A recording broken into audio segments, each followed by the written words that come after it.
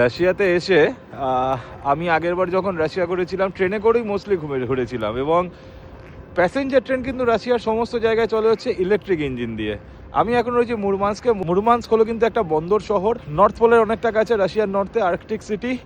এবং আমি যেখানে রয়েছি না, একটু দেখাই, এই সামনে হোস্টেলটা যেটা দেখছেন, এখানে আমি রয়েছি। এখান থেকে আমি যাচ্ছি এখন সিটি সেন্টারের দিকে। সিটি সেন্টার হচ্ছে এই সাইডে, এই ব্রিজটা ক্রস করে যেতে হয়, এবং এই পুরো এরিয়াটা হলো কিন্তু ইয়ার্ড একটা, ঠিক আছে, যেহেতু এটা পোর্ট সিটি, পোর্ট এরিয়া, তো এখান থেকে বিভিন্ন রকম পণ্য রপ্তানি আমদানি করা হয়।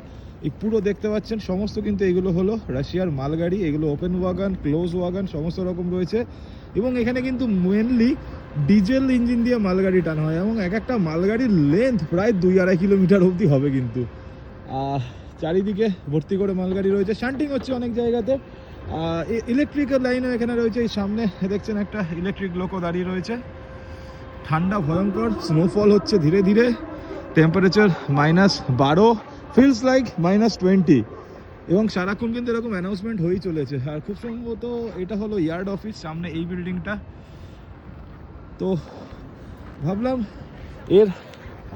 এর আগের বার তো অনেক প্যাসেঞ্জার ট্রেন দেখিয়ে দিয়েছি, তো এইবার ভাবলাম যে একটু মালগাড়িও দেখাই, রাশিয়ার মালগাড়ি কেমন দেখতে হয়।